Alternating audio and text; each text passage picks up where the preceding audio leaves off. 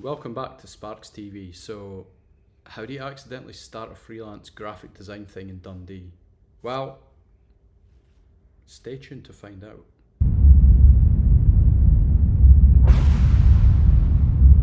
After a blazing year down under, I landed back in Scotland, 2012, no plans, no money, it felt like back to square one. But here's the truth, you're actually never really starting from scratch in this game. Every project, every detour, every lesson, it all builds.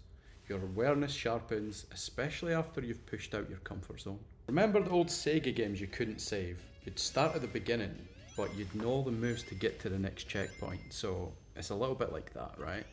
I landed back in Glasgow Airport. I surprised my family by bumping my flight forward a little bit. Okay, right, let's settle this right now. I've seen a few different things online that Virgil Abloh was inspired by the Glasgow Airport logo when creating the Off-White brand. Is this true, or is it a wild coincidence? If you know, can you let me know in the comments, because we need to settle this. Alan and Jade picked me up. I'll never forget it. The moment walking through the baggage claim, like the Scottish voices over the tannoy, the damp tarmac through the steamed up windows. I was home, and I was buzzing. And then I turn the corner and I see Alan through the crowds, laughing and waving a bottle of Irn-Bru in the air, like a Scottish homecoming trophy. Irn-Bru, what a brand. It's bold, cheeky, irreverent. Unapologetically Scottish, from the ads to the attitude, the definition of a rebellious outsider. And by the way, did you know it was invented in 1901 as a tonic alternative for steelworkers who were knocking back the pints and getting sozzled on the job? So that's why it's got so many references to steelworks and taglines like "Made in Scotland" from girders. Alright, once the Irn-Bru buzz wore off, reality came crashing in. What now? What's next? I thought about reconnecting with Brio, as I loved my time there before moving to Melbourne, and I caught up with my mate Jamie. It turns out there had been a bit of a restructure, a downsizing, and it felt like that chapter had quietly closed. Designers are always chasing the next thing, the next client, the next gig, the next rebrand. It's going to be the one. It keeps you moving, but it also keeps you restless. And in that space, it's hard to sit still or know if you're doing the right thing. And it can actually get a bit toxic at times, thinking the grass is always greener elsewhere, but some environments are untenable and it is best to exit. So anyway, with a revamped folio, I started sending it out to studios alike in Glasgow and Edinburgh. I thought to myself, you are going to walk this, sunshine. Crickets, tumbleweeds, ghosts. Oh wait, actually, one reply, Kerr Vernon at Everything Will Be Fine Agency, who gave some really generous feedback, which is an absolute gift, but essentially no gigs. And with money down to the bare bones, I did something that people never really talk about. I signed on at the job centre.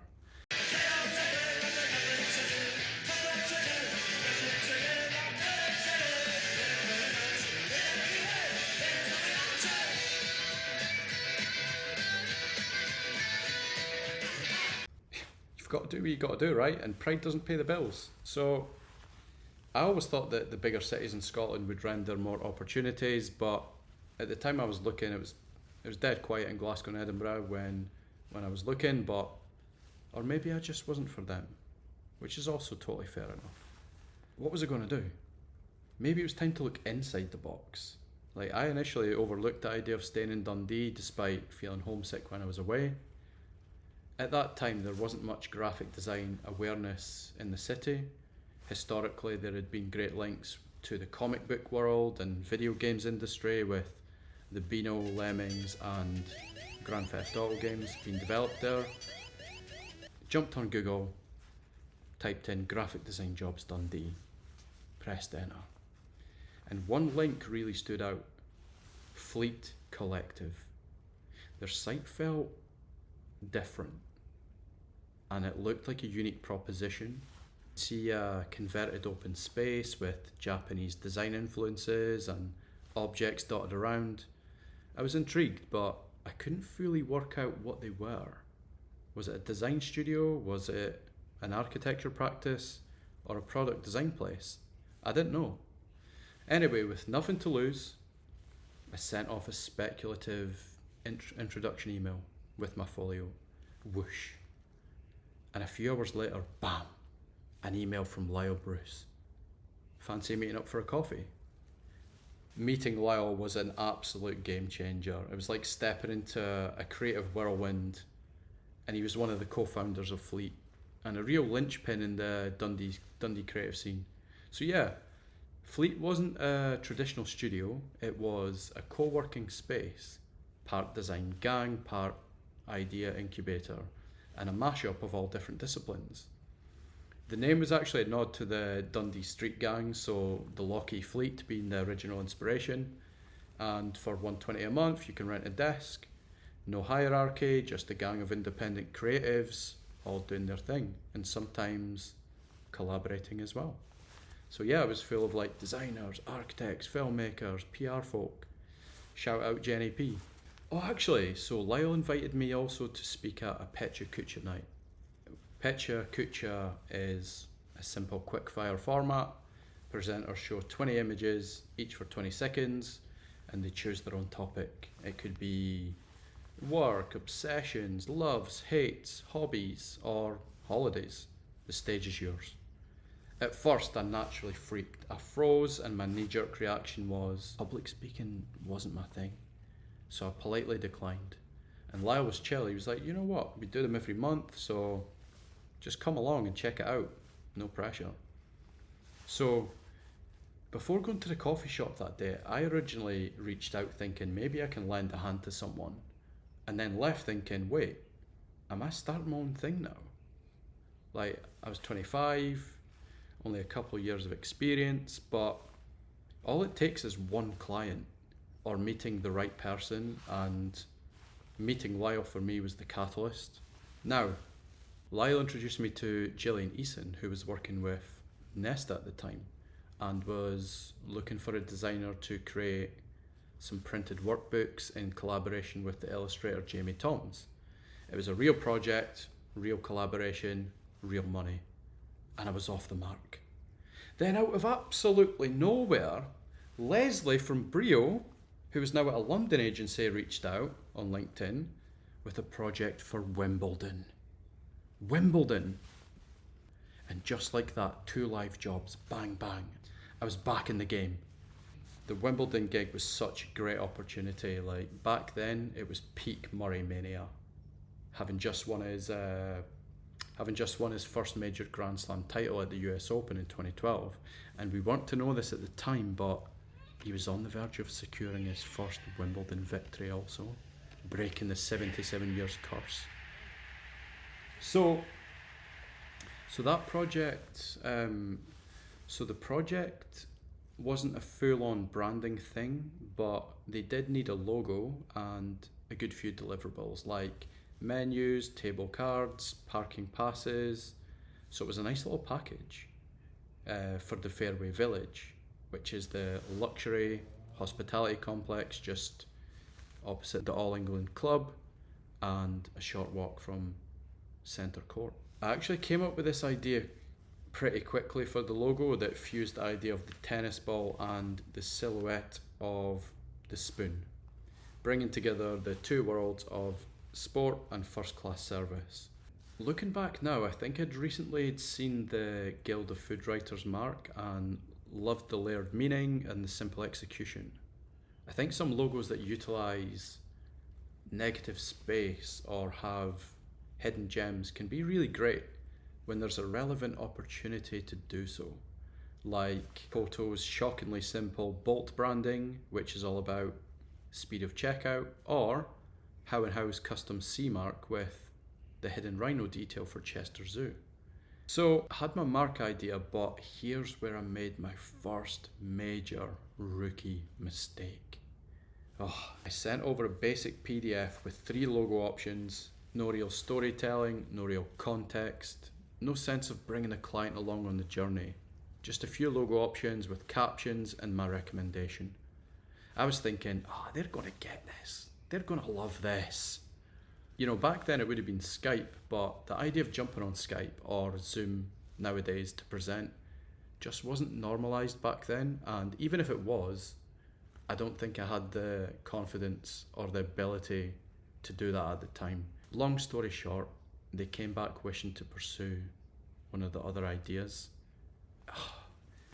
And it felt like a real missed opportunity. I pushed back and tried to steer things back to this idea, but at that point you're playing catch up and the vibe can get a bit funky. And I can feel that they were thinking I was maybe just being a bit difficult by not just doing what they wanted. So in the end, I caved and actioned their request and, you know, delivered the package, and it was all good and they were happy. So, you know, all good. Logos are a tricky one because the best ones are simple, and simple can be harder to sell. Like, have you ever heard someone say, my 6-year-old nephew can do that, or something to that effect? Like, I'm pretty sure we've all heard something similar at one point, right? But look, simple doesn't mean easy, and arriving at that simplicity takes a deep understanding of the brand, its goals, psychology, and design principles. It's the result of intentional choices that will work and retain integrity from favicon to billboard. And more importantly, a logo is just a symbol. It's not the brand itself. Legendary designer Paul Rand said, a logo is the silent ambassador for your brand. The brand is the full experience. The values, the voice, the messaging, the customer perception, and the emotional connection.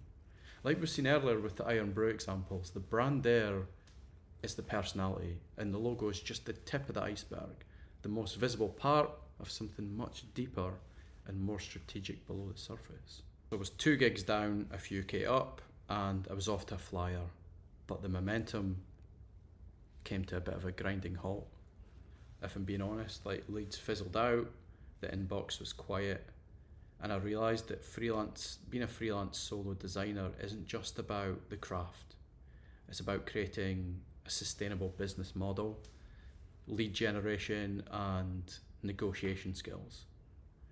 Like, I'd already set up a Squarespace portfolio site, Studio Sparks, which was all good as a shop window, but in my case anyway, it's never really led to many direct inquiries. But as I was based within Fleet Collective, there was a few word of mouth inquiries, but more often than not, it came with the caveat of either having little or no budget. So I ended up doubling down on self-initiated work or the occasional pro bono thing, which was good in terms of staying busy and developing design skills, but not great in terms of generating new business. Or you kind of run the risk of opening the door to free work as well, and it can devalue the craft or the discipline, which is not good. So it's a tricky one to navigate, right? I would say, actually, thinking back, Studio Worldwide had a really good balance of promotional and client work, and Tyus was really switched on with that, with the business side, which I tried to take some tips from. But 6 months in, I started to doubt if I was doing the right thing. Like, was I cut out for this? Was there a market here? Is it sustainable? Do I have enough experience? Did I leave Worldwide too soon? I had a few good catch-ups with Lyle, who was always really a great source of support and helped me a lot, throwing me the occasional smaller project along the way, and always been there with generous advice or, you know, chatting about design and business. And one of the smaller projects he asked me if I'd be up for doing was the promotional graphics for the next upcoming Pecha Kucha night.